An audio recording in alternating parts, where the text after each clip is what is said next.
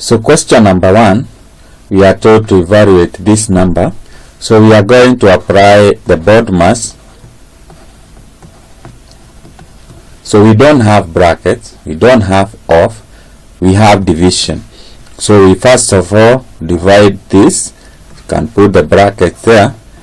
Once you divide that number, you can use your calculator.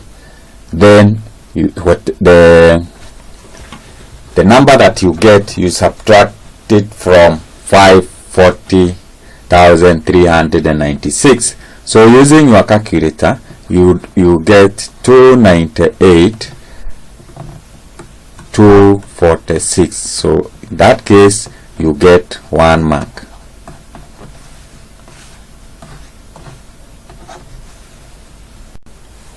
So in part A, our answer was 298,246. And this question, we are supposed to write the total value of the digit in the thousand place of the result obtained. So this is the result. The digit that is on in the thousand place is 8. So 8 there, we will get 8,000. So that is the total value. And in that case, you get 1 mark.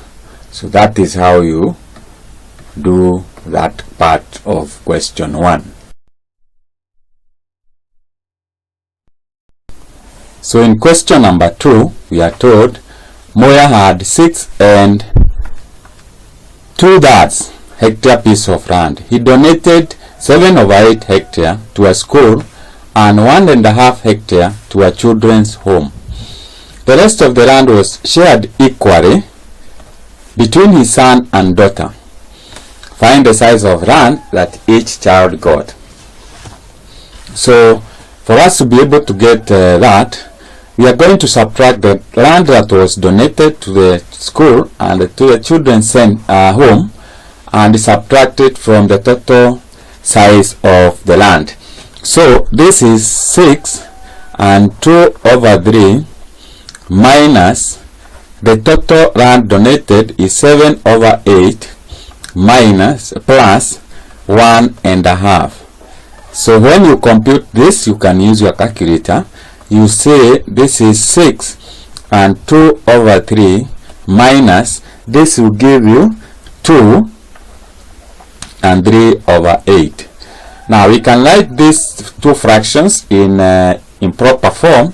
So this is 6 multiplied by 3 is 18 plus 2, that will give you 20, divide by 3 minus 8 multiplied by 2 is 16 plus 3, that will give you 19/3. Now we get the LCM of this is 8. So this is not 3 but 8. We get the LCM of 3 and 8, which is 24. So we write under 1 division sign, this is 24. 24 divided by 3 is 8. 8 multiplied by 20, you get 160 minus 24 divided by 8 is 3. 3 multiplied by 19, you get 57. So 160 minus 57, you get 103 divided by 24. So this is the land that is to be divided between the son and the daughter. So we divide this land by 2. So we say it is 103 divided by 24. Then you divide by 2. This is equals to 103 divided by 24 multiplied by 1/2. So 103 multiplied by 1, you get 103.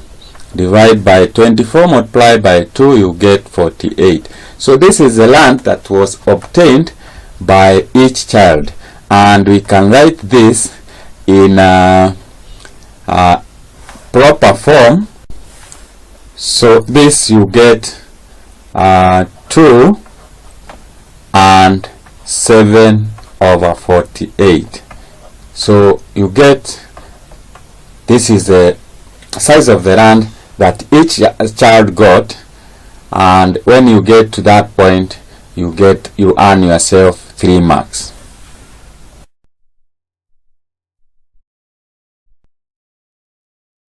So question number 3, the volume of a cube is 1728 centimeter cube. Calculate to 2 decimal places the length of the diagonal of a face of the cube, and that is 3 marks. So we can make a sketch of a cube here that is going to help us to visualize or to see what we are supposed to do. So this is our cube, and we know a cube, all the sides are equal. So if we say that is 6 centimeter, this is x centimeter, and that is x centimeter, then we will be able to get the side, because you say x cubed, which is x multiplied by x multiplied by x, that will give you the volume. Then it should be equals to 1728 centimeter cube. So to get x, we get the cube root, that is x is equals to the cube root of 1728. So that will give you x is equals to 12. So we can now say this is 12, this is 12 centimeter, and this is 12, and also this is 12. So if this is 12 centimeter and we are required to find the diagonal, then since this is a square, the face of the cube is a square, then to get this we use the Pythagoras theorem. So if we say that is our y, we can say that y, the Pythagoras theorem, is the square root of 12 squared plus 12 squared. That is the Pythagoras theorem. And y is equals to the square root of 288, because 12 squared is 144. 12 squared is 144. When you add, you get 288.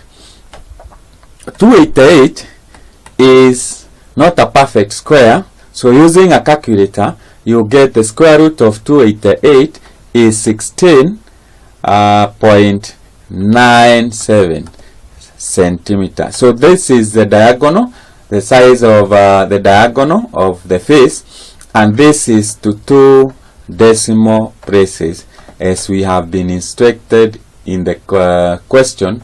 And once you get to that level, then you earn yourself 3 marks.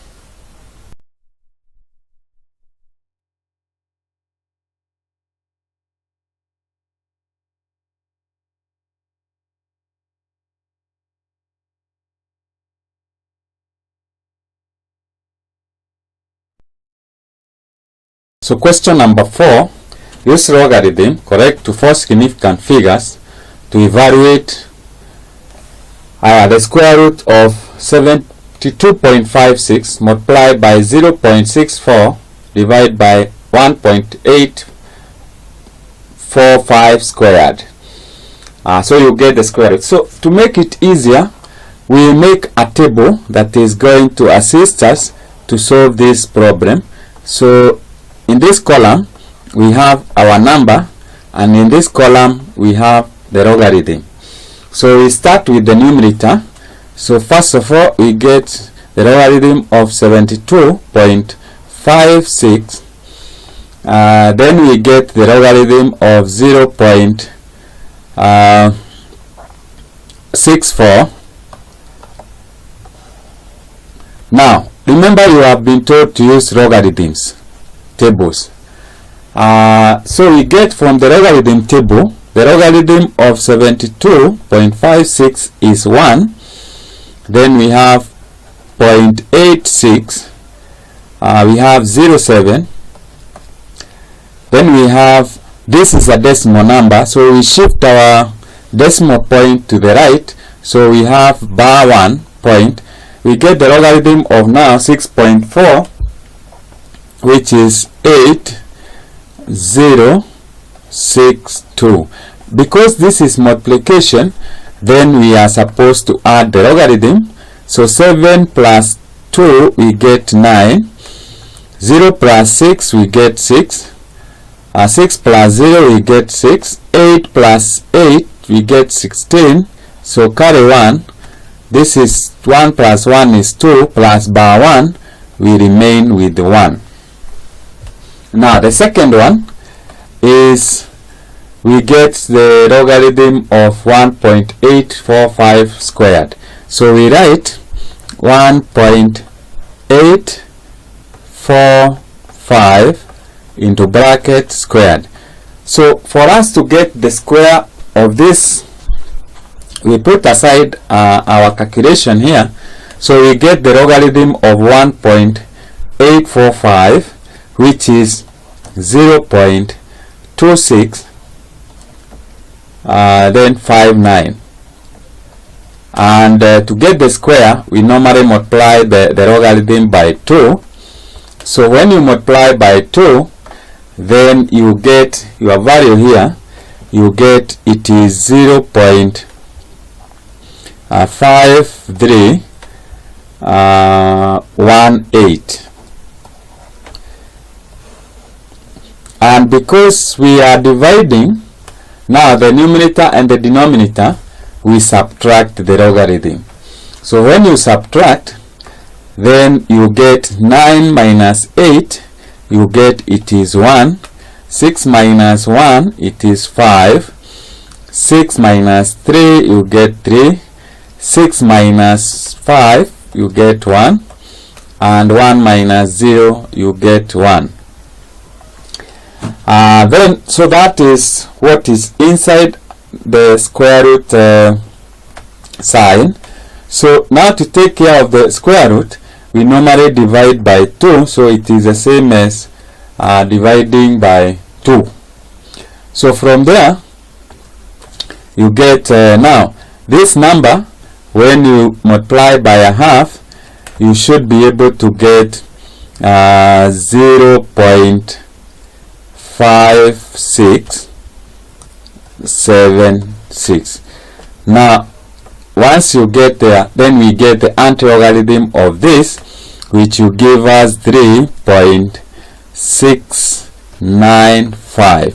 So that means the final answer to this question is 3.695.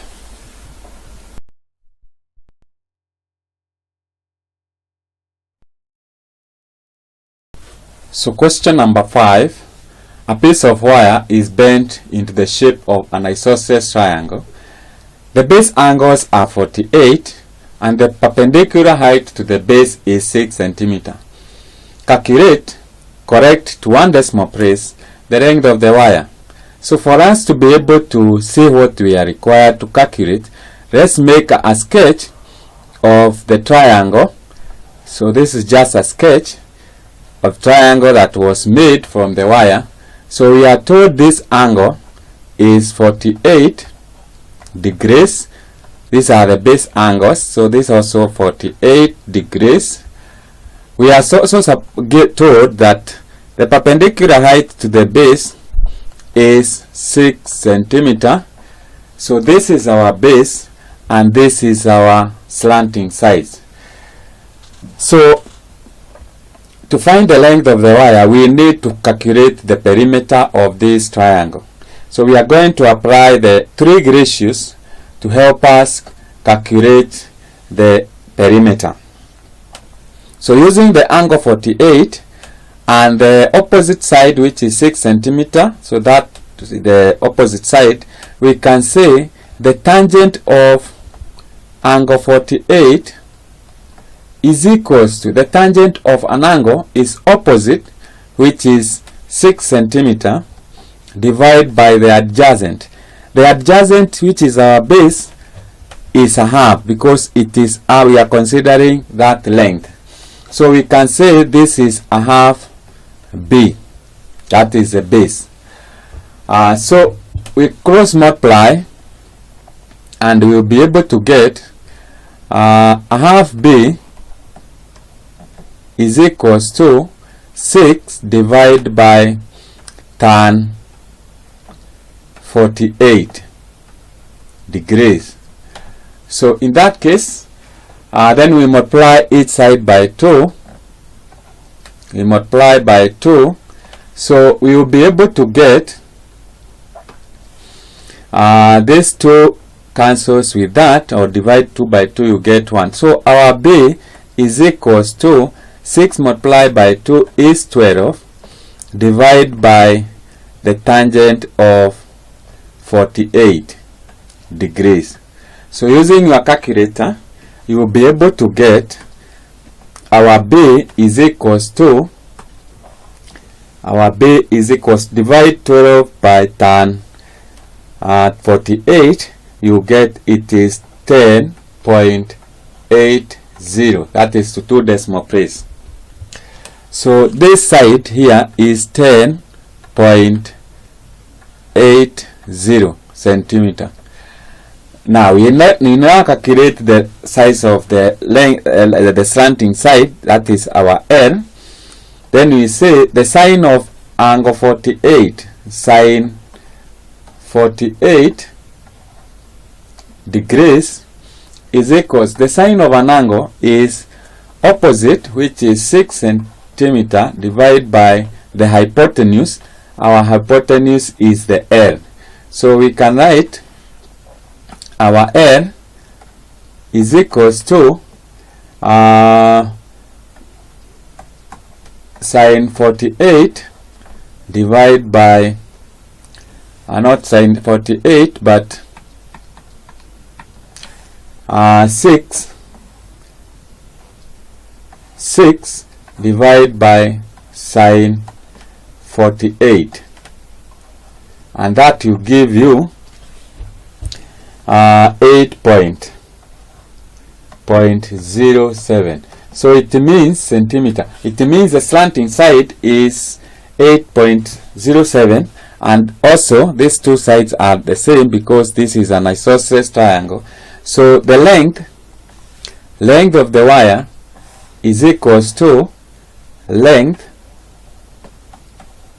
is equals to 8.07 plus 8.07 plus now 10.80, 10.80, and when you add up all that, you get 29, not 29 but 26. You get 26.9 centimeter to 1 decimal place. So that is the answer to that question, and with that you get 3 marks.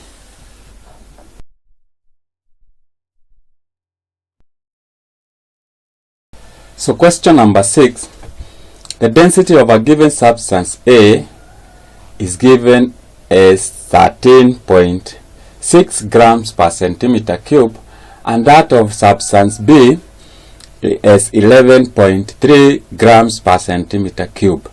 Determine correct to 1 decimal place the volume of B that would have the same mass as 50 centimeter cube of A. Now we need to find, since we are told that B should have the same mass, that is the same mass, then we need to find the mass. We know that if we have A, density is equals to 13.6 grams per centimeter cube. We have B, density is equals to 11.3 grams per centimeter cube. Then we are told the volume of B is equals to 50, of A is 50 centimeter cube.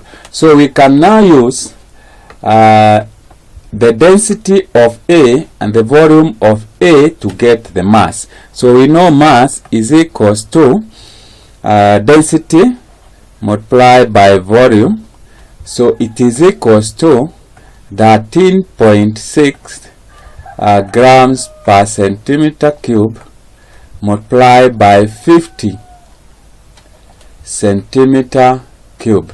So centimeter cube divided by centimeter cube disappears. So the mass of A is equals to, using a calculator you multiply and you get this is equals to 680 grams. From there, we now know the mass of B is equals to 680 grams, which is the same as mass of A. We are told the same mass, so 680 grams. Now with the mass and the density, we can now get the volume of B, which has the same mass as 680. So we say volume is equals to mass over density. So this is equals to, the mass is 680 grams and the density of B is 11.3 grams per centimeter cube. So this gram and this gram disappears, and using your calculator you will be able to get the volume is 60.2 centimeter cube.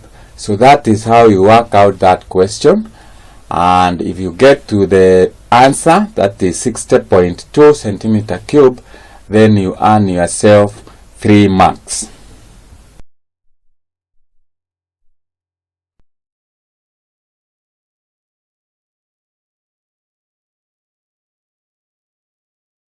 So question number 7. Below is part of a sketch of a solid cube A, B, C, D, E, F, G, H. Complete the sketch. So we know a solid cube, it has 6 faces. So we start with, we can say AB. So it means that our C is here. So this is where we have our C. Then from there we identify now this line here. We sketch that line probably up to that point. So that is where we have our D. So we can now have our D here. This is D. We complete the base by drawing a line here to join A. So we now draw the vertical lines. So we have another line here.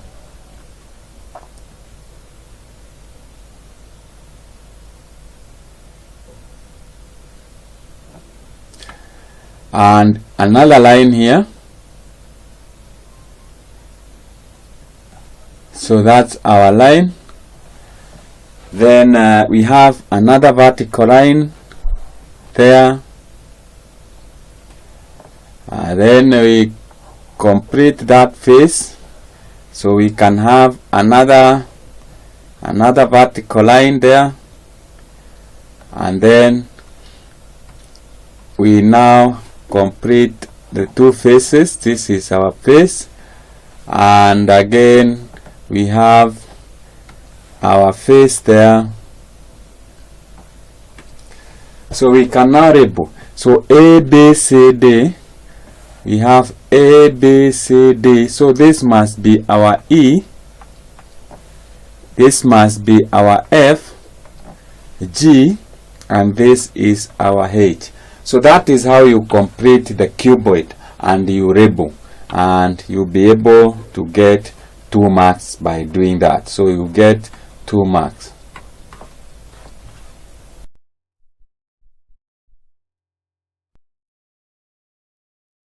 So question number 8.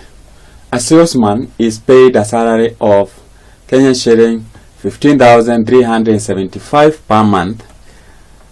He also gets a commission of 4.5% on the amount of money he makes of his sales. In a certain month, he earned Kenyan shillings 28,875. Calculate the value of his sales that month. So we need first of all to calculate the commission. Let's call it C is equals to the difference of the salary he got in the month of in that month, which is 28,875. We subtract, this is 5, we subtract his monthly salary, which is 15,375. So that will give you the commission, which is equals to, the commission will be 13,500. So if that is the commission, we can find his sales that month, because it means 13,000 is equals to 4%. So 13,500 shillings you divide by 4.5%, so that you get what is 1%, then you multiply by 100. So that will give you the total sales, which is equals to, when you use a calculator, you compute that, you get 300,000. So that was his total sales, where he got 4.5% of the sales. So we can write it like this: Kenyan shillings 300,000. So that's how you work it out, and if you get that, then you should be able to earn yourself 3 marks.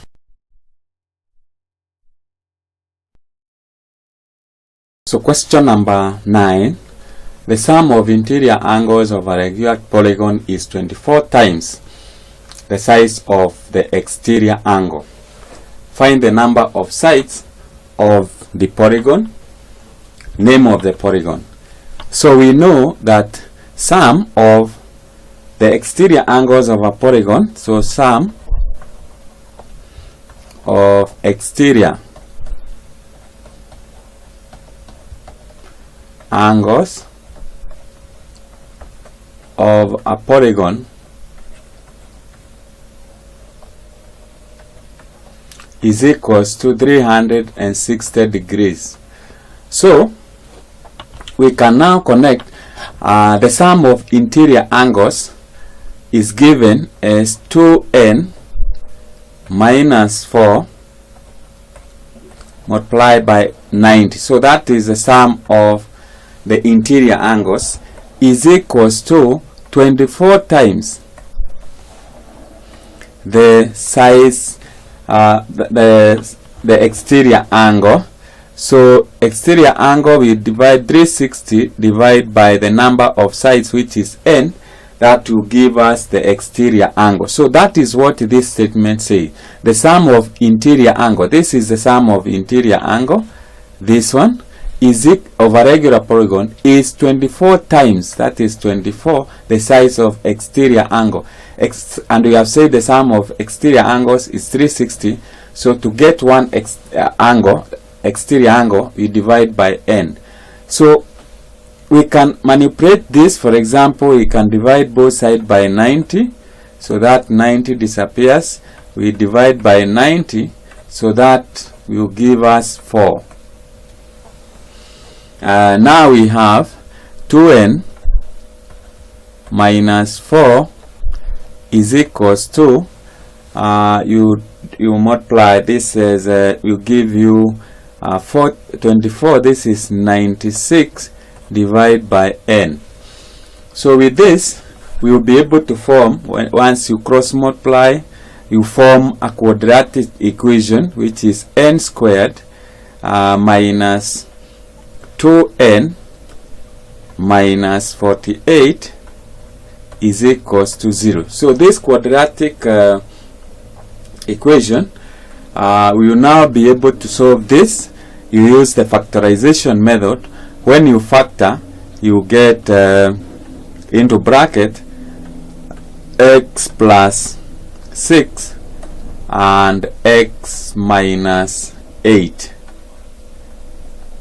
Or rather, this is our not x, but when you factorize, you get n plus 6 and n minus 8 is equals to 0. So this means that n is equals to minus 6 or 8. And since we are looking for the size of an angle, the number of sides, the number of sides cannot be negative, so we ignore negative 6 and we say number of sides is equals to 8 sides. So up to there you get 3 marks. From there then you can get you are told to name of the polygon. An 8-sided polygon is known as octagon. So there you get 1 mark. So the total marks you earn for that question add up to 4.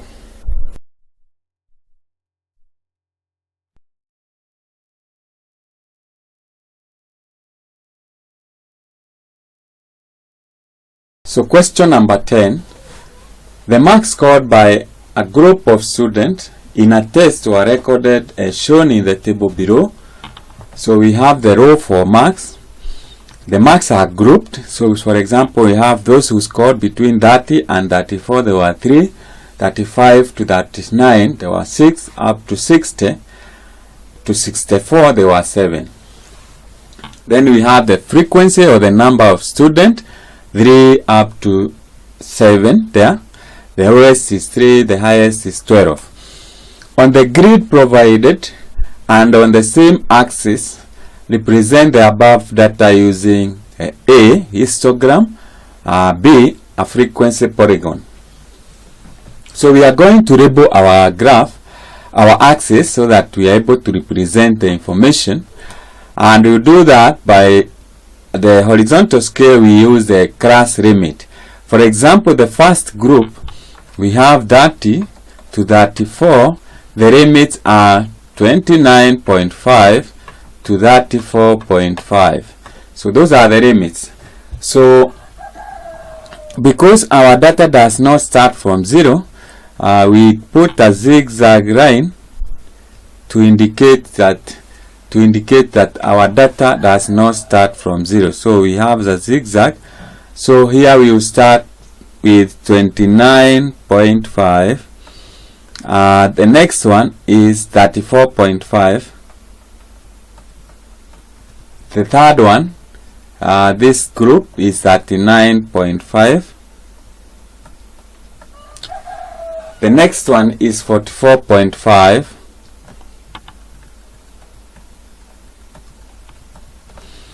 The next one is 49.5. 49.5. The next one is 54.5. The other one is 59.5. And finally we have 64, not 5.5. So this, we say these are marked. Then our horizontal, our vertical scale, we will put the frequency. So the first one is, we have from 3 to, the lowest is 3, the highest is 12. So we can say this is 2, this is 4, this is 6, this is 8, this is 10, and then we have 12, and we have 14. Now we do our histogram. We can put a line here using a ruler. You can put a line along the horizontal scale and also along the vertical scale. So that's our line, and we also put another one here to guide us. So using a ruler you can do that. Now we draw the histogram. So from 29, so we have 29 to that is 34 to 34, which is between 29.5 to 34.5. The frequency is 3. So here 3 is in between 2 and 4. So that is our histogram. The next one is in between is 6. So we draw our histogram there. So that is our histogram. Then we go to the next one is 5. So 5 is in between 4 and 6. So with that, approximately that is where we have 5. Then the next one is 12. So from here we are going to draw our histogram, which is 12.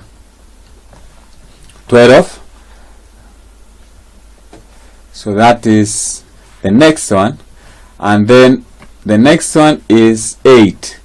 So 8 will be there. So that is our histogram. Then we have the other one is 9. 9 is in between 8 and 10. So that is our 9. That is our 9. And then finally we have 7. So 7 is in between 6 and 8. So approximately that's where we have 7. So this is the data represented in histogram. So we are through with part A. Part B, the frequency polygon is a line that is drawn touching the midpoints of our class interval. So we are going to draw the line. So this line, we draw it like this. So this is our line. So that is our line. The next one is the middle of the next class. So from here we go to that point. Then the next one will come down to the mid of that class. Then we have the next one going up, and then we have the other one coming down, our frequency polygon, and then the other one goes up slightly, and we have the last class, and then finally we drop the line back to 0. So that is our, so this is our frequency polygon, and that is how you do that question, or you represent the data in the two given ways.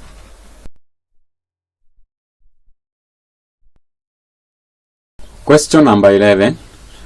Given that P is equals to 5A minus 2B, where A is equals to 3, 2, and B is equals to 4, 1, find A, column vector P, B, P prime, image of P under translation vector minus 6, 4.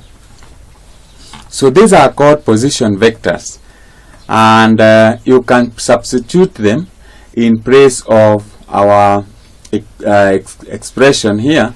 So we will say P, that is, we start with A, is equals to 5, and here it is A, which is 3 and 2. Then we subtract 2 into bracket our B, which is 4, 1. So we open the bracket and you get, you multiply each and every element inside the bracket by the constant. So 5 times 3, that is 15. 5 times 2, you get 10. Then minus 2 times 4 is 8.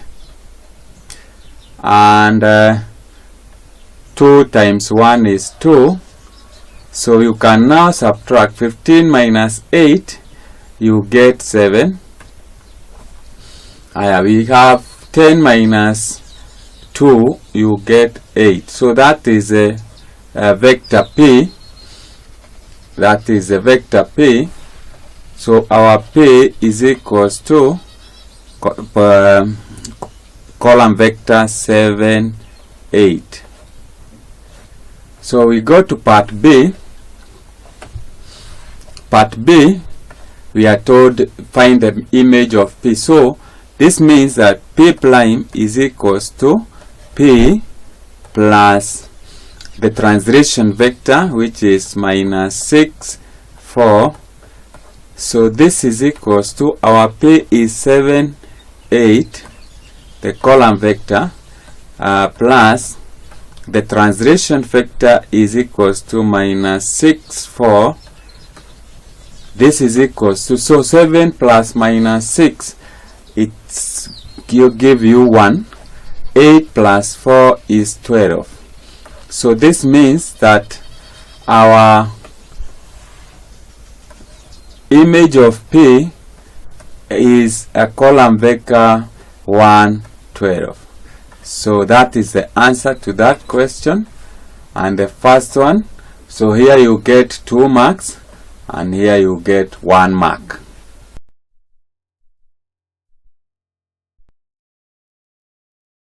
Question number 12. Given that A is equals to 3, B is equals to 5, and C is equals to minus a half, evaluate 4A squared plus 2B and minus 4C. Then we have a quarter into bracket B squared minus 3. So you just substitute A, B, and C in our expression here, and therefore we write, this is 4. We can use just multiply A squared. Our A is 3, so it is 3 squared plus 2 multiplied by our B is 5. Then we have minus 4 multiplied by minus a half.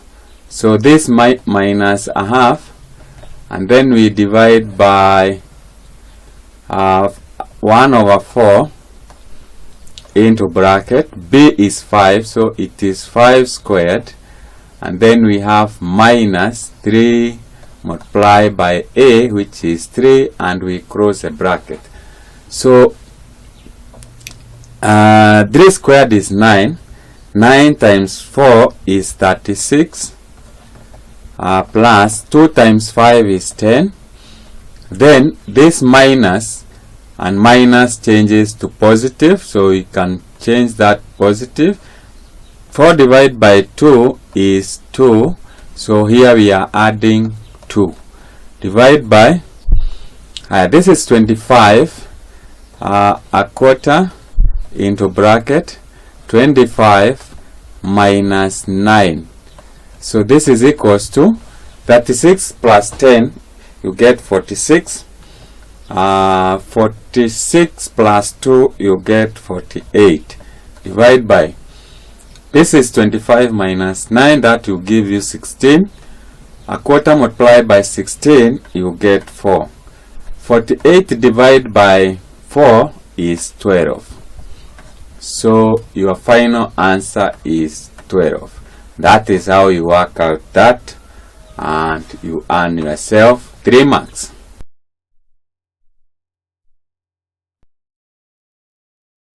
So we start by identifying 4 ordinates. So we start from -3, can divide that is 1.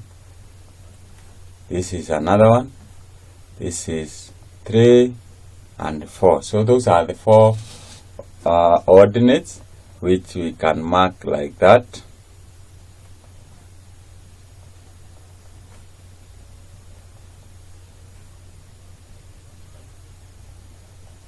So those are our 4 ordinates.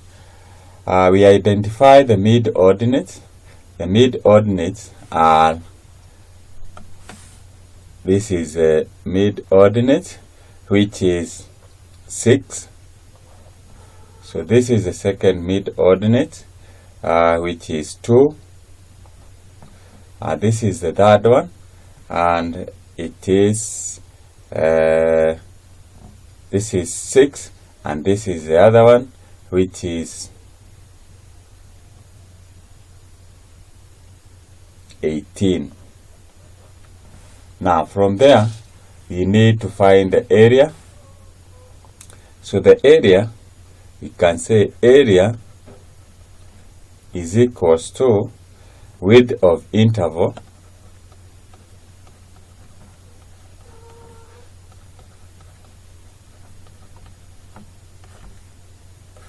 multiplied by sum of mid-ordinates.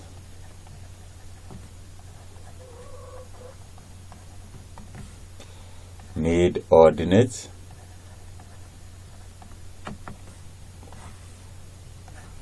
So this is equals to the width of the interval, that is from here, it is 2 for every ordinate. Then you multiply sum of the mid-ordinates.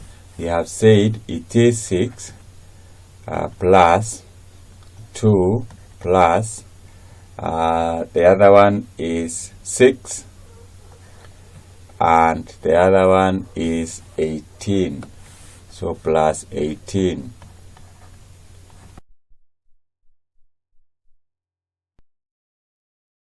Question number 14. The cost of a jacket and 3 shirts was 1,800. After the cost of a jacket and that of a shirt were increased by 20%, the cost of jacket and 2 shirts was 4,800. Calculate the new cost of a jacket and that of a shirt. So we can write, okay, we write J represent the jacket and S represents the shirt. So we have 2 jackets plus 3 shirts is equals to 1,800. Then the cost was increased, so it means we are given 6 jackets, so it is 6 multiplied by 1.2j because of the increase, plus then we have 2 shirts, so it is 1.2s, that is the increase. It is equals to 4,800. So we can compute this and say this is 7.2j plus this will give us 2.4s is equals to 48, and the other equation is 2j, that is the first one, 2j plus 3s is equals to 1,800. Now from there, these are simultaneous equation. So to eliminate one unknown, let's multiply this by 3.6 and this by 1. So this equation remains the same. So we have 7.2j plus 2.4s is equals to 4,800. From there, when you multiply 2 multiplied by 3.6, we have 7.2j. Then 2.4 multiplied by 3.6, you will be able to get this is 10.8, so it is plus 10.8s is equals to 1,800. When you multiply by 3.6, you get 6,400. So we can now interchange. Equation 1 and 2 so that we eliminate one unknown. So we start with 7.2j plus 10.8s is equals to 6,400. Then we have 7.2j plus 2.4s is equals to 4,800. So we subtract the second equation from the first one. So this will be 7.2 minus 7.2j, that is 0. Here you will be left with 4, that is s point. This is you get this is 8.4s is equals to this is 0, 0. 14 minus 8 is 6. Then here we have 1, so it's 1600. From there, you divide both sides by 8.4, so our s is equals to, when you divide 1600 divide by 8.4, you will be able to get this is 200. Then, so it means the cost of the shirt is 200. The cost of the jacket, since we can substitute now s, you substitute your j in one of the equation. For example, here it is, let's just say this is 2j. This is 2j plus 3s, now that will be 600 is equals to 1800. So you take 600 to the other side, and you will be able to find j is equals to 1200 divided by 2. That should give you 600.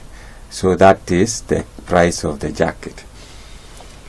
So since the new price was obtained by increasing the price by 20%, then it means the price of the new jacket is 20% of 800 or 600, and that is to give you 720.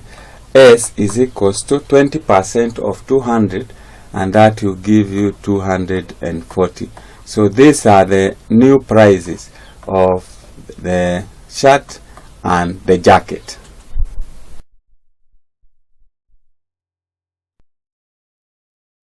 Question number 15. A tailor had a piece of cloth in the shape of a trapezium. The perpendicular distance between the two parallel edges was 30 centimeters. The length of the two parallel edges were 36 and 60 centimeters. The tailor cut off a semicircular piece of cloth of radius 14 centimeters from the 60 centimeter edge. Calculate the area of the remaining piece of cloth. Take pi is equals to 22/7. So we start by making a sketch of this shape so that you'll be able to see how we work it out. So we can say this is a sketch. So this side is 60 centimeter. This side is 36 centimeter. And we are also given the height, which is 30 centimeter. So the tailor decided to cut a semicircular part of the shape. So this, the radius is 14, and therefore we are supposed to calculate the area remaining, which we can say it is this area that I have shaded here.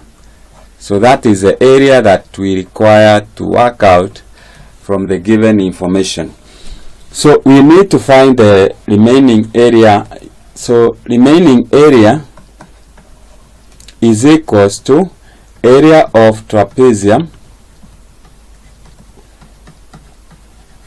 minus area of semicircle. So the area of the trapezium is equals to, so we find it is a half. We add that the 6 plus 60 and we multiply by the height, so multiply by 30 minus the area of the semicircle is a half the area of the circle, which is 22 over 7 multiply r squared, that is multiply by 14, which is the radius, multiply by 14. So this we can divide 22 by 2, we get 11. Here we divide 14 by 7, we get 2. So here we can cancel, divide 30 by 2, and that you get 15. So when you compute this, you get, this is 1440 minus 308. So the remaining area is equals to, you subtract 308 from 1440 and you get 1132 centimeters squared. So that's how you work that question, and if you get the answer, then you have scored 3 marks.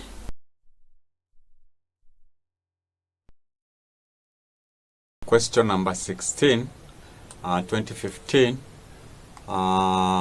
paper 1. We are told Musa cycled from his home to a school 6 kilometers away in 20 minutes. He stopped at the school for 5 minutes before taking the motorbike to a town 40 kilometers away. The motorbike traveled at 75 kilometers per hour. On the grid provided, draw a distance time graph to represent Musa's journey. So for you to be able to do this, this is a graph that you need to draw. This is just a sketch. So that is our y, and this is our x, or rather this is time in minutes, and this is we can say this is distance. So you need to make divisions here. So for example, from 10 to 20, then we have 30, we have 40, we have 50, we have 60. So for the first 20 minutes, so we have from here we have 10, we have 20, we have 30, we have 40, we have 50, and we have 60. So the first 20 minutes, it traveled 6 kilometers. This is in kilometers. So you are going to draw, took 20 minutes. So up to 20, you identify where we have our 6 kilometers, and you draw a line to represent the distance covered in 20 minutes. Then the other part is he rested for 5 minutes. So after 20 minutes, the graph will be horizontal for 5 minutes. Assume that is where we have 5 minutes. Then from there, we need to calculate the time the motorcycle used to travel 40 kilometers. So we say time is equals to distance over speed. That is 75, the traveling speed of the motorbike, and this is in hours. So we multiply by 60 to help us be able to get in minutes. So by 15, this will be 4, this will be 5, you divide that to be 8. So it means it would, the motorbike took that 2 minutes. From there, and the distance covered is 40. So if you add that is 6 kilometers, you add to 32, that is that will give you that is 32 minutes. The distance covered is 40. So if you add 10 plus 10, this is minutes. So if you add 10, we had he had taken that 25 minutes up to there. You add to 32, that will give you 57. So 57 will be roughly here, and the distance covered is about when you add 6, the distance covered is 40, so that will give you 46. Then you draw a line up to where we have 46, somewhere here. So you draw a straight line. So that is a distance time graph represent Musa's journey. So let me put for you the actual diagram which you are supposed to get. So on the grid provided, this is what was expected. Remember, we have said that we have calculated 40, that is time, is equals to 40 divided by 75 multiplied by 60, where we got 32 minutes. So if you look at from here, that is where we have 25. That is we added the 25. If you add 25 minutes, that is 20 minutes to travel 6 centimeters or to cycle, and 5 minutes to rest. This will give you 7, and that is 57. So if you check here, this is where we have 57, and the distance is we are adding 20. That is not 20 but 6 kilometers. 6 kilometers you add to 40, and that is giving us 46 kilometers. So if you look, this is where we have the distance 46, and that is what was expected. You get yourself 3 marks.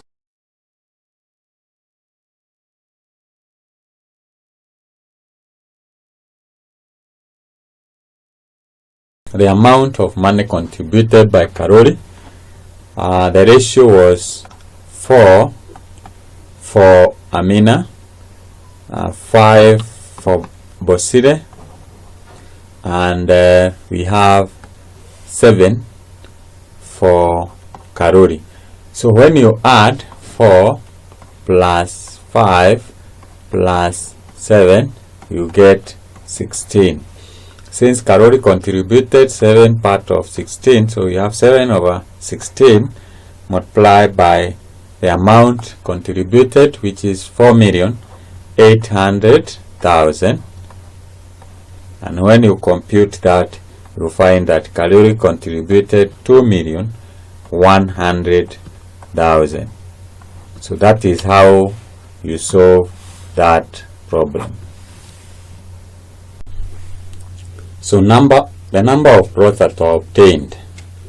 So we find that a quarter of the land was set aside for social amenities, and the other one was subdivided into plots, was measuring 15 and 25 meters. So we first of all subtract the land that was set aside for amenities, social amenities.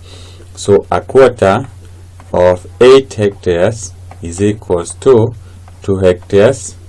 The land that remained is 8 minus 2 is equals to 6 hectares. 1 hectare is equals to, or equivalent to, 10,000 meters squared. So 6 hectares is equals to 60,000 meters squared. Now to get the number of plots, then we subdivide number of plots is equals to, we divide 60,000 meters squared, we divide by the size of each plot, which is 15 meters by 25 meters, and when you compute this, you find is equivalent to or is equals to 160 plots. So that is how you work out that, and that is the answer to that question. Calculate the net profit realized. So you find that the gross sale of the plots, so we say all plots, they were sold at, so there were 160 plots and each was sold at 50,000. So you'll be able to get the amount. So they fetched 8 million. 8 million. Then we have administration cost,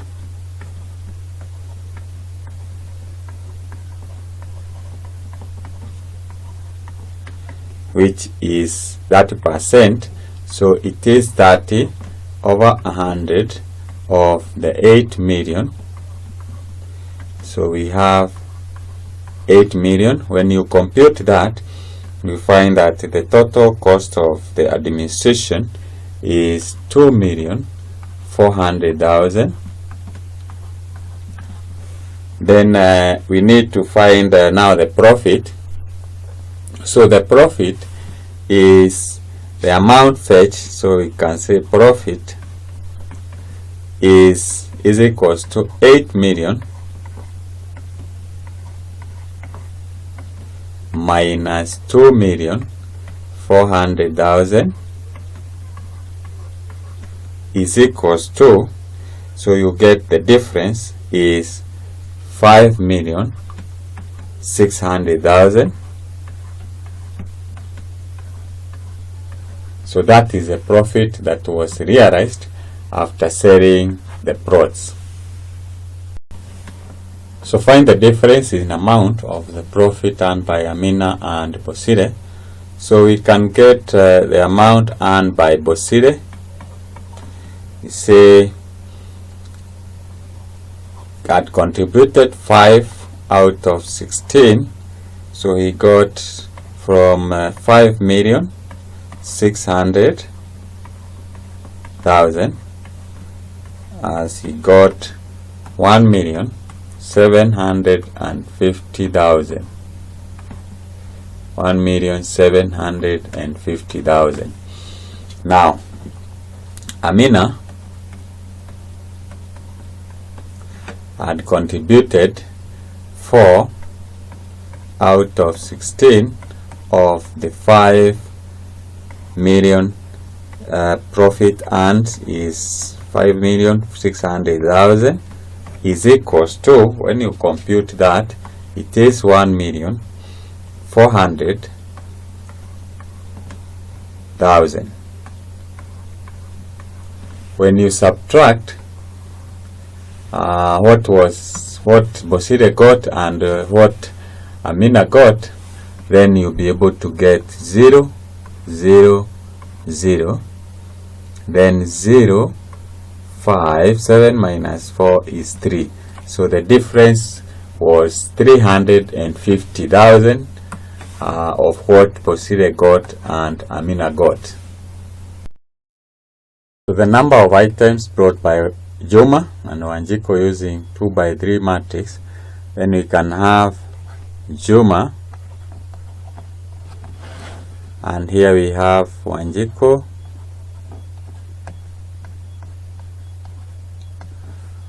so we can make a matrix. So we write R to represent rows, M to represent number of packets of milk, and S to represent the bars of soap. So Juma bought 18 rows, 40 packets of milk, and 5 bars of soap. Wanjiko bought 15 rows, then he bought 30 packets of milk and 6 bars of soap. So that is how you represent the information. So the prices of the item bought using 3 by 1 matrix. So we are told that the prices were 45, 50 and 150. That is for a loaf, a packet of milk and a bar of soap. So here you just write the matrix. A loaf was costing 45 shillings. Then a packet of milk was costing 50 shillings. And a bar of soap was costing 150. So that is a matrix of. So we find the matrix that represent the expenditure. So you say we have Juma and we have Wanjiko. So the matrices that we are going to use are 18, 40, we have 5. Those are the items bought by Juma. Wanjiko, 15, 30, and 6. We multiply by the matrix of the prices of the commodities. So we have 45, we have 50, and we have 150. So when you multiply these two, you get 18 multiplied by 45 plus 40 multiplied by 50 plus 5 multiplied by 150. You get 3,560. Then you take the second row, 15 times 45 plus 30 times 50 plus 6 times 150. You get 3,075. So this is a matrix implying Juma spent Kenyan shillings 3,560. Wanjiko spent 3,000, that is Kenyan shillings 3,075. So here the difference, you subtract 3,560 spent by Juma, you minus 3,075 spent by Wanjiko. So when you subtract 0 minus, so we are going to use the matrices to solve this. So we form the matrix for rice and sugar. So we have, this is 36 and 23 for Juma, and this is 50 and 32 for Wanjiko. So let X represent sugar and Y represent that is X represent rice and Y represent sugar, is equals to the amount paid for Juma. It is 8,160. For Wanjiko it is 11,340. That is in shillings. So we multiply here, you get that the 6x 23 times y, that is plus 23y. Then we have is equals to 8160. Then we have 50 times x, we have 50x plus 32 times y, we have 32y is equals to 11,340. So we eliminate y. So we are going to multiply this matrix by 32 and this by 23, so that we eliminate y. So this will give us 1152x plus 736y is equals to 261 120. Then we have 1150 x plus 26 200, that is 736 y, is equals to 260 820 using your calculator. Now we eliminate y by subtracting the first one, the second from the first. So this will be 1152 minus 1150, we have 2x, then is equals to 736 minus 736 is equals to 0, and this is 0, 0. This is 11 minus 8 is 3, so this is 0. So 2x is equals to 2x is equals to 300. Divide by 2, you find x is equals to 150. So the cost of a kilogram of rice is 150. We substitute this 150 in one of the equation. So we have the first one, that the 6 multiplied by 150 plus 23y is equals to 8160. That is this equation. So here you get 23y is equals to 8160. You minus 36 times 150, you get it is 5400. So 23y is equals to, it is equals to 2760. Divide both sides by 23. Divide by 23, you find 23. Divide by that using your calculator, you find y is equals to 120. So we can say rice was costing 150 shillings per kg, and sugar was costing 120.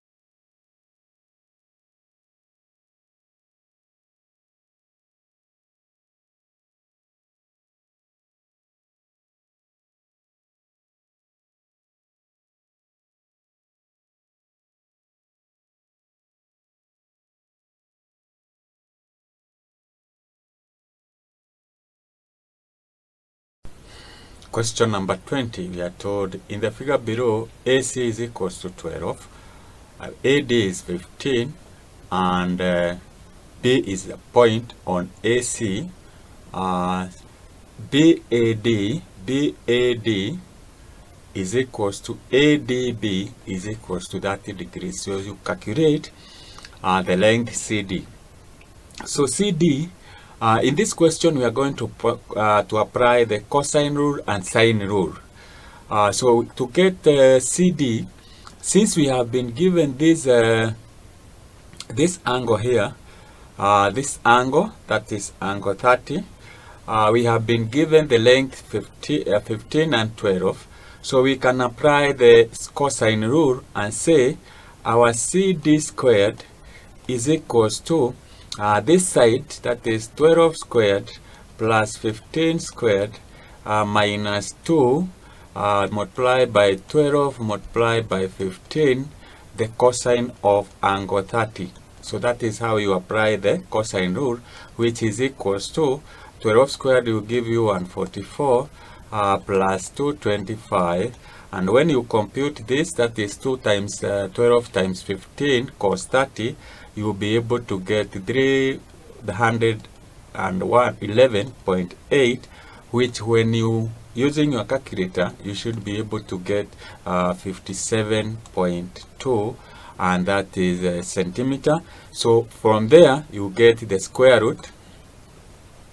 So the square root of 57.2, that should give you 7.6 centimeters. So that's how you work out part A.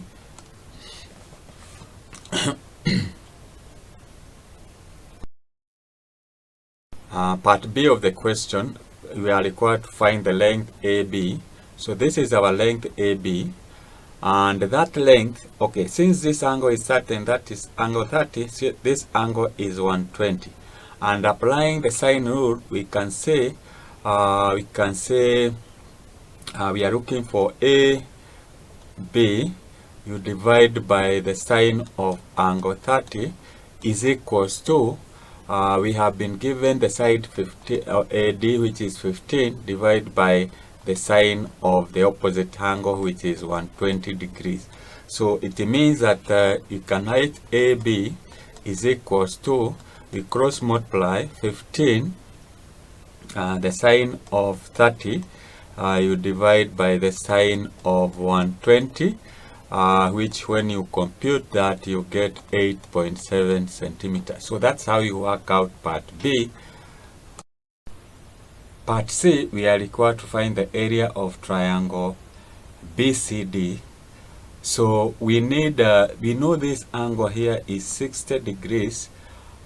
We have found AB is 8.7, so it means BC is equals to 12 minus 8.7, and that should give you 3.3 centimeter. So this is 3.3 centimeter. You also realize that since the base angle, this angle is 30 and that angle is 30, it means this side is also 8.7, and therefore since we have two sides and inclusive angle, we can find the area is equals to a half multiplied by 3.3 multiplied by 8.7, and the sine of inclusive angle, which is 60 degrees. And when you compute that, you should be able to get 10.9 centimeters squared. So that's how you get the area. Part D, we are required to find the size of angle BDC. So we already have BC is 3.3. So we are looking for this angle. So we can use the sine rule and say 3.3 divided by the sine of this angle, we can call it theta. Theta is equals to this side here, which is 7.6, and the angle that is opposite is 60, so we have sine 60. Therefore we can cross multiply and say sine theta is equals to 3.3 the sine of 60, and you divide by 7.6, which when you compute, then you should be able to get theta is equals to 22.1 degrees. So that's how you work out that, and you get yourself 10 marks.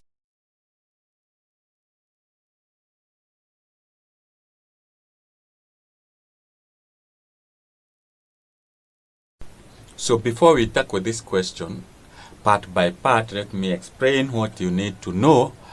So we are told part A, a straight line L1 whose equation is 3y minus 2x is equals to minus 1. Meet the x-axis at R. Determine the coordinates of R. So if you say that is your Cartesian plane, that is y, and this is our x, where the graph cuts the x-axis, then the value of y is equals to 0. So y is equals to 0. Then you substitute the value of y in our equation, you get the value of x, and therefore you have obtained the coordinates of R. The second line L2 is perpendicular to L1 at R. Find the equation of L2 in form of y is equals to mx plus c, where m and c are constant. So perpendicular lines, if you multiply the gradient of L1, you multiply by the gradient of L2, you should be able to get minus 1. So what you need to do is to rearrange the equation of L1, this equation here, in the form of y is equals to mx plus c, and that will give you the gradient of that line, which then you should be able to get the gradient of line 2, and you have the coordinates of r. So with the gradient and the coordinates of r, you should be able to express your equation in the form of y is equals to mx plus c. But say that line passes through minus 4, 1 and is parallel to L1. Find the, so before we even proceed, the gradient of two parallel lines are equal. So it means the gradient of L1, which we can obtain here, which we had obtained from the equation, and you have 1 point, then you should be able to get you have the gradient, and you have 1 point, which is minus 4, 1. So with 1 point at the gradient, you should be able to get the equation. So, but Roman number 2, the coordinates of S. So S is where we have been told the coordinates of at which L intersects. So L3 and L2 intersects. So what you do is you have expressed the equation of L3 in the form of y is equals to mx plus c, and also you have that is for L3, and also L2 you have expressed it in the form of y is equals to mx plus c. At the point where they intersect, they share the common point y. So you can equate the other part here, you equate to the other part of the equation. So that is how we are going to do that. So welcome to this question as I solve it part by part. Question number 21, we are told a straight line L1 whose equation is 3y minus 2x is equals to minus 2 meets the x-axis at R, determining the coordinates of R. Now this is from the Form 2 topic, gradients of straight lines, equations at gradient of straight lines. And what we do here is that when you are told that the line meets x-axis at x at R, so this is our x-axis, so this is our y-axis. So for example, if we say that is our line, this is where the line cuts the x-axis. So it means that at R, so you say that point is R, y is equals to 0, and therefore to be able to get the value of x, we just substitute the value of y with 0, and we have 2x is equals to minus 2. So we have minus 2x is equals to minus 2. Divide both sides by minus 2, divide by minus 2, and you'll be able to get x is equals to minus 2 divided by minus 2. That will give you 1. So x is 1, and therefore the coordinates of R, x is 1 and y is 0. So by doing that, you get yourself 2 marks. Part B of the question, we are told a second line L2 is perpendicular to L1 at R.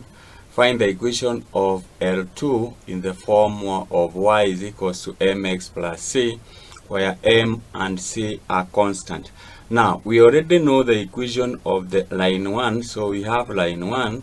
We have been told it is 3y minus 2x is equals to minus 2.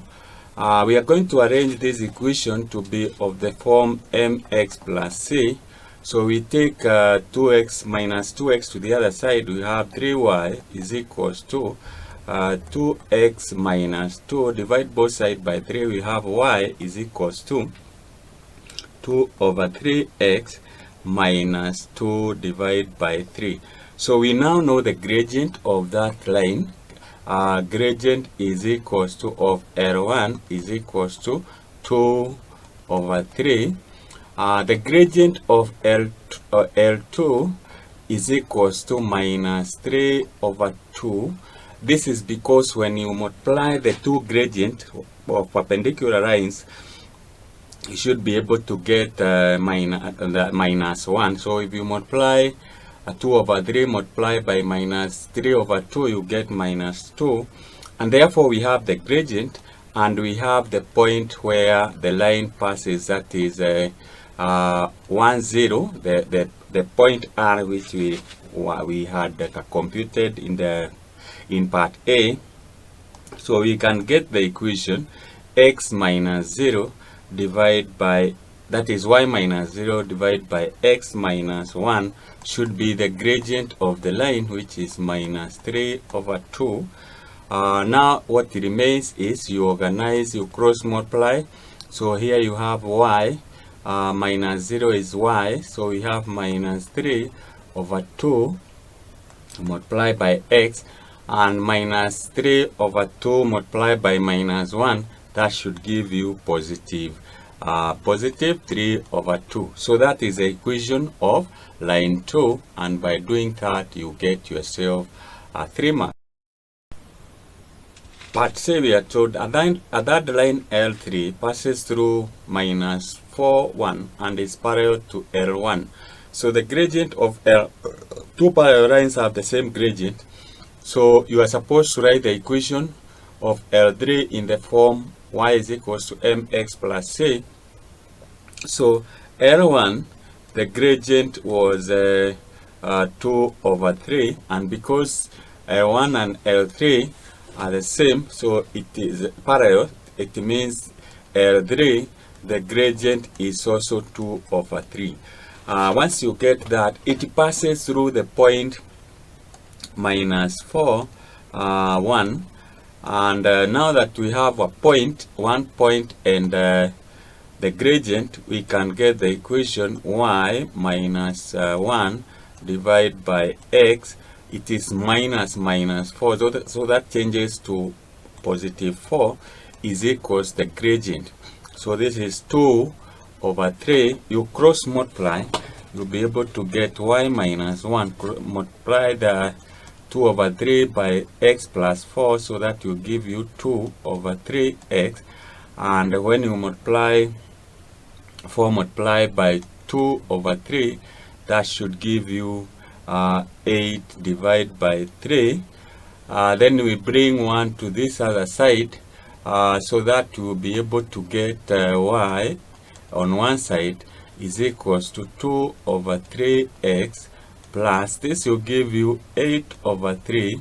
1 changes to positive, which we can also write as 3 over 3 for easier computation.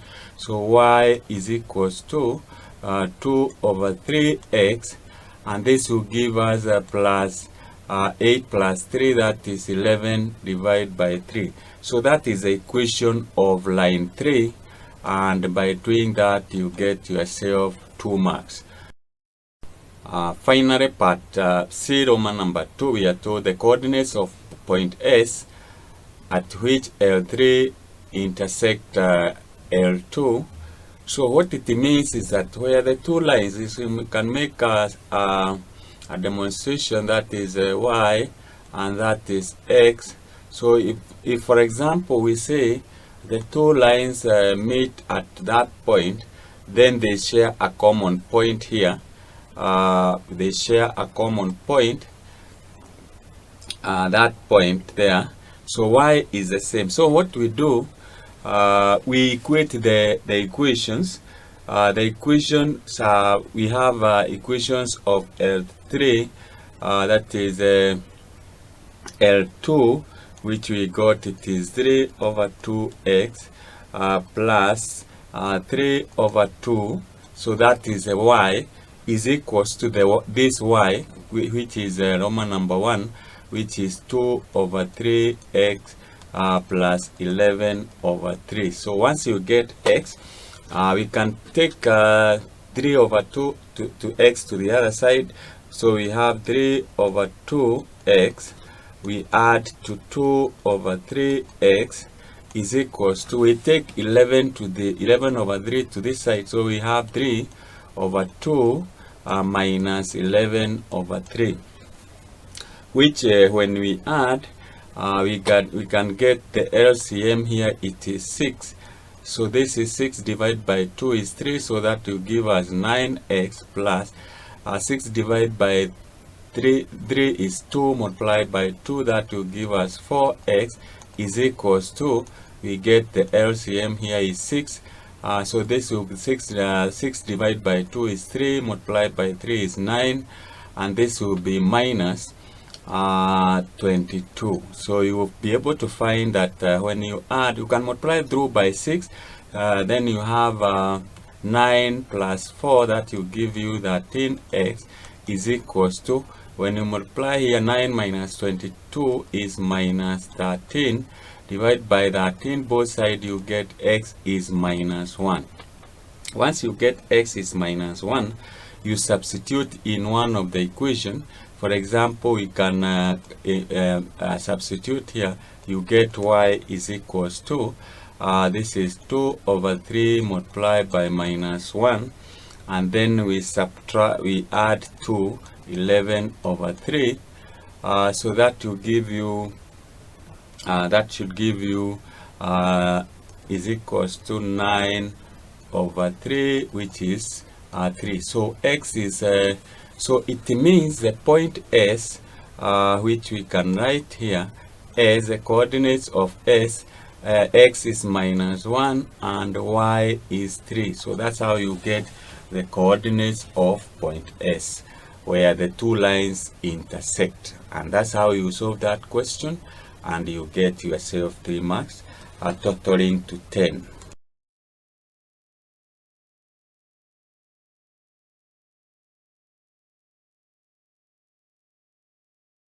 This is question number 22. We have been given a grid with the two triangles T and T prime, and the question says, on the grid below, an object T and its image T prime are drawn. Find the equation of the mirror line that maps T onto T1. So for us to be able to do that, we will need to draw a line. We can start by drawing a line from A to A prime, and we know that the distance from the object to the mirror line is the same as the distance from the mirror line to the object. Again, we draw a line from B to B prime.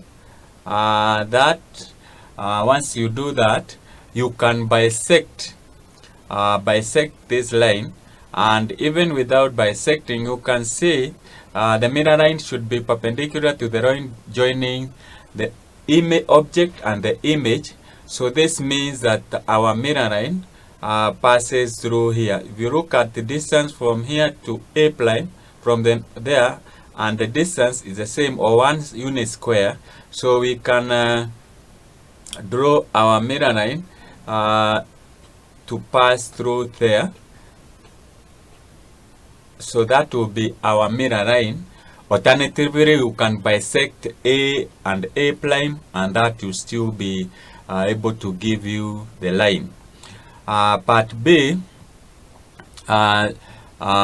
T is mapped on T double prime by positive quarter turn about 0, 0. Draw T prime, you get 2 marks. So this the anti-clockwise direction is what we call the positive quarter turn. That is that direction. We have that is a positive turn, and this is negative turn. So what it means, we can simply say to turn A prime, B prime, and C prime onto a positive through a positive quarter turn, we just interchange the we just interchange the coordinates. So A will be at that point, so that is our A double prime. B is at -1, -4, so it will be at -1, 4, so that is where we have our B prime, double prime, and our, so the position of C will be 2, that is 2 minus 3, so that will be the position of C, and then from there we join the 3 points, so we will come up with a triangle, which is the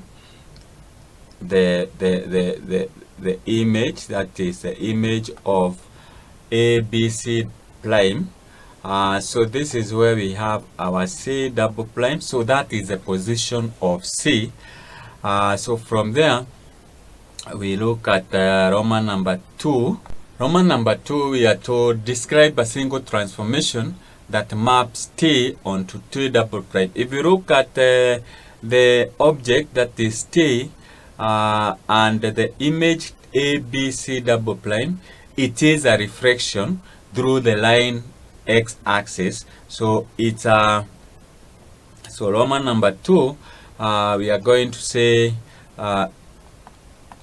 it's a reflection. It's a reflection through the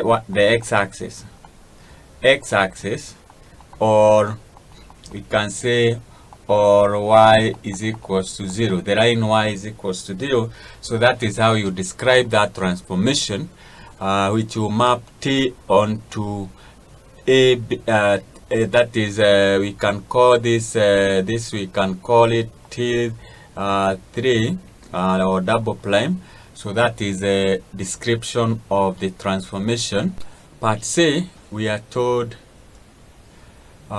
T triple is mapped, T double prime is mapped onto T triple prime by an enlargement center 2, 0 and scale factor -2. Draw T triple prime. So the minus sign means that the object is on the other side of the center of enlargement. So we start with A. So we are going to draw a line here that is going to help us locate that image. So we draw a line passing. So that will be the line which will help us to locate the position of A double prime. Then we draw a line from B. So we have that. Let's have that is A line from B, which passes through the center of enlargement. So that is the center of enlargement. These are 2 units, so we extend so that we have those are 2 units, those are 2, and then we have another 2. So that is where we have our B triple prime, and then we draw another line from C through the center of enlargement. So those are 3 units. So we draw, those are 3 and those are 3. So that will be the position of our C triple prime. That is, we get our C. Then we are going to join the 3 points to come up with a triangle. So we join from A to B. So that is where we have our A. This is where we have our AC, and this is where we have our BC. So that is a triangle that you'll be able to get. Otherwise, when you're doing it on a graph paper, you need to draw thin lines so that the line representing the enlargement does not confuse. Finally, we are told given the area of T double prime is 12 centimeters squared, calculate the area of T. So we can say area scale factor is equals to minus 2 squared, which is equals to 4, implying that area of object is equals to 12 divided by 4, which is equals to 3 centimeters squared. So that's how we work out that question, and you get yourself 10 marks.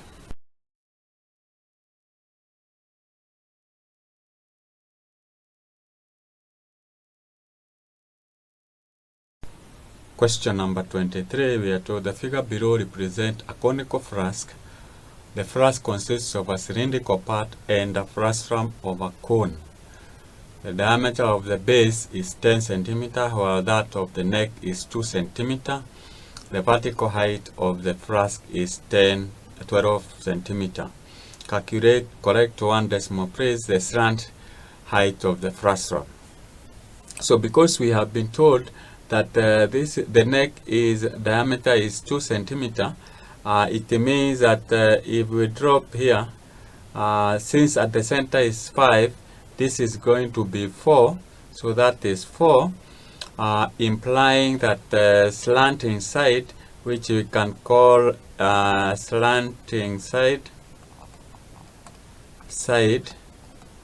is equals to, we use the Pythagoras theorem, so this is 10, so it is the square root of 4 squared plus 10 squared, and using your calculator you compute that, you get it is 10.8 centimeters. So that is the slanting side of the slanting side of the frustrum. If we extend this line, possibly that to give us the slanting side, which we can say small l. We say small l. So the slanting side of the cone before it was cut is 10.8. That is the slanting side of the, this is 10.8 plus the slanting sides of the neck of the cone which was cut off, divided by the slanting side of the cone that was cut off. That ratio is the same as the ratio of the diameter, that is 5. The base diameter is 5 divided by 1. This implies that if you cross multiply 5L is equals to 10.8, that is 10.8 times 1 plus L, meaning that implying that 4L is equals to 10.8. Therefore L is equals to 2.7 centimeters. So that is the slanting side of the cone. Then part C, that is, this is A, this is B, and this is we have then finally we have C. We are supposed to find the external surface area of the flask. We take pi to be 3.12. So the area will be, we can say it is the base area, which is pi r squared.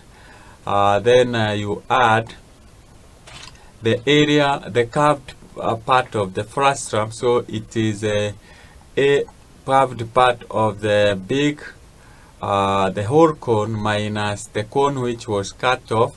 We use a capital R to represent the radius of a whole cone, and small l to represent the dimensions of the cut off cone, and then we add the curved part of the neck, that is 2 multiplied by 2 pi r, that is the radius. So with this, we can start by computing the base which is circular.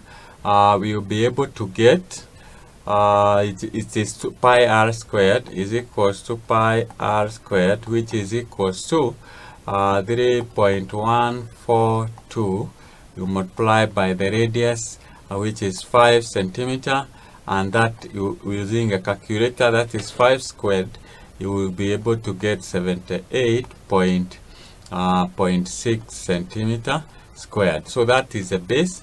The cylinder, that is the circular bottom or the base. Cylindrical neck, you get it is a neck. You will be able to get it is pi at 2 pi r. 2 pi r you multiply by 2 by h, which is equals to, this will give you 2 multiplied by 3.142. You multiply by the radius, which is 1, multiplied by the height, which is 2. This is equals to, that should be able to give you 12.6 centimeters squared.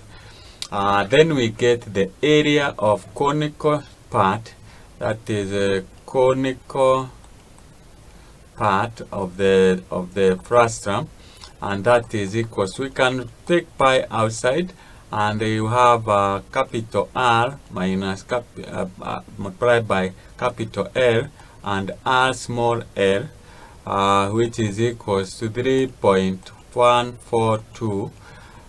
Then you have into bracket 5 multiplied by 13.5 minus the other one, the radius is 1, multiplied by 2.7, and that when you compute that, you should be able to get 203.6. This means we can now get the total surface area. The total surface area of the cone, we can do it here. We would say it is that area, that is 78.6. 78.6. So this should be able to give you, we add 78.6, you add to 12, that area of the neck, 12.6, and you add to 203.6. So when you add up that, you should be able to get 294.8 centimeters squared. So that is the area of the external area, surface area of the flask, and you get yourself 10 marks by doing that.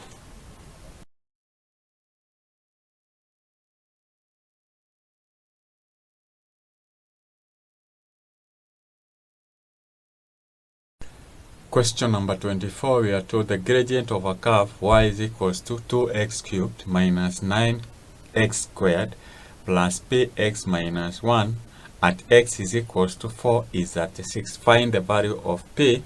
So we can get the value of p since we have been given the gradient is 36 at x is equals to 4. So we differentiate, we say dy over dx is equals to, this will give us 6x squared minus this will give us 18x, then we have plus p, that will be the gradient, is equals to that the 6. So we substitute x is equals to 4, so this will be 6 multiplied by 4 squared minus 18 times 4 plus p is equals to 36. So this you get is equals to 96, that is 6 times 16 times 6, that is 96. Then we have minus 72, that is 18 times 4 plus p is equals to 36. So by putting the putting the minus 72, 96 minus 72, and you take the balance to the other side, you find p is equals to 12. So the value of p is 12. Then normal number 2, the equation of the tangent to the curve at x is equals to 5. So we say at x is equals to 0.5, 0.5. Then we substitute our gradient dy over dx is equals to, we already have our gradient here, which is 6. You substitute, you use dot to imply multiplication. 0.5 you square minus 18 multiplied by 0.5 plus 12, because we have already found our value of p there, and that when you multiply that, you should be able to get 4.5. So now, because we are looking for the equation, we need to find y. So we substitute value of x in our function there. So this is equals to 2. We use dot to imply multiplication. 0.5 cubed. Then we have 9 minus 9 times, that is dot 0.5, that is squared, plus we are substituting in this equation, plus 12, that is the value of p, multiplied by 0.5 minus 1, and by computing that, you will be able to get x is equals to y is equals to 3. So to get the equation, then what you need to do is say y. So at the point at which the gradient has contact with the curve is x is 0.5 and 3. So to get the equation, you just say y minus 3 divided by x minus 0.5 is equals to the gradient, which is 4.5. So you cross multiply that, and you'll be able to get y minus 3 is equals to 4.5x.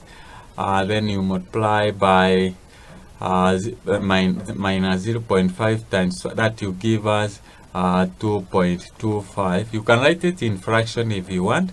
So our y will be y is equals to 4.5 x and minus, that is you'll be able to get, this will be 3, it will be plus, so it will be minus 0.75, which you can write, it is y is equals to 9 over 2x minus, this will be 3 over 4, that is, you can multiply throughout by 4, you get 4y is equals to, this will be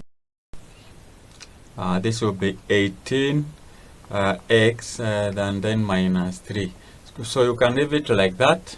It is okay, you'll be able to get the full mark. Then we have part B, find the coordinates of the turning point of the curve. So what we say is that if I create a space here, turning point, the gradient is 0, so dy over dx is equals to 0. And therefore what you do, you say 6x, our gradient is 6x squared minus 18x, then we have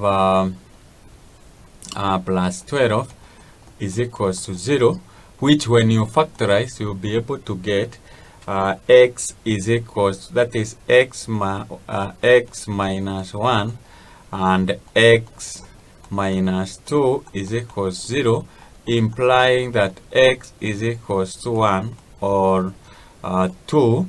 Now what you do, you take the x is equals to 1, you substitute in your function here, you'll be able to get, so when x is equals to 1, when you substitute, you get y is equals to 4, and when you substitute x is equals to 2, you'll be able to get y is equals to 3, implying that we have two coordinates. One of them is 1, 4, and the turning point, and the other turning point is 2,